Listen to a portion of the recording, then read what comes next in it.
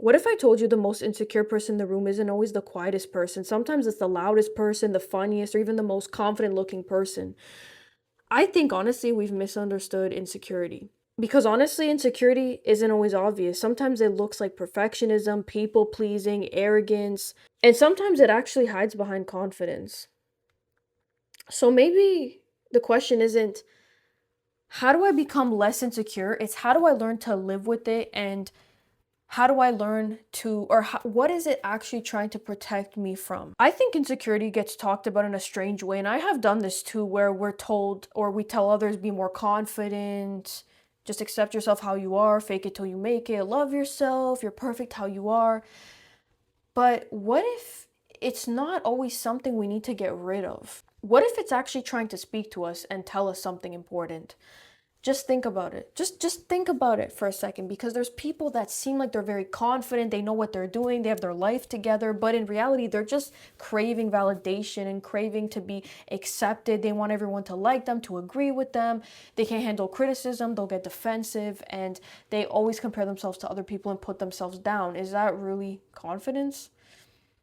Or is it insecurity that's just wearing a mask and doesn't want anybody to see? I've started to really think that insecurity itself isn't the problem, it's what we do with that insecurity. Because some people take it out on others, they become perfectionists, people pleasers, and like I've said in video, they don't want to be in relationships or avoid them because they're afraid of getting hurt.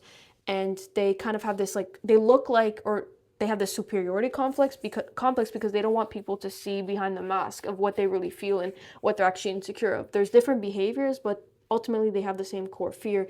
And I think we've confused insecurity with weakness, because every human has insecurities, and even very, very strong people question themselves and have doubts, but they don't let it control and rule and ruin their whole life. Um, Insecurity grows even more when we compare ourselves to other people, especially with social media, because you can compare your life, your relationship, your finances, your look, all that to other people, but you don't realize, or maybe you might not think in that moment, or really tell yourself they're putting out what they want you to see. They're not necessarily putting out the truth, because you're comparing your behind the scenes with their highlight reels. I've seen that quote before, and that's very, very true. You don't really know what's going on. You're just kind of assuming based on what they're putting out there, right? Because we know a lot of creators lie and want you to see a certain version of things. So naturally, you're going to feel like you're falling behind, or like you're failing and you're not good enough. And so maybe the goal isn't to completely eliminate the insecurity. It's actually to lean into it and become curious, instead of asking yourself like, why am I not good enough, or how do I get rid of this, or how do I stop feeling insecure? You should ask, what is it trying to protect me from? What is it trying to tell me? What can I learn from this? Because sometimes it's protecting us from rejection, from failure, from uh, embarrassment, like people judging us, or even seeing us for who we really are. And once you can understand that, you can stop fighting yourself and stop getting mad at yourself and putting yourself down, because you don't heal like that.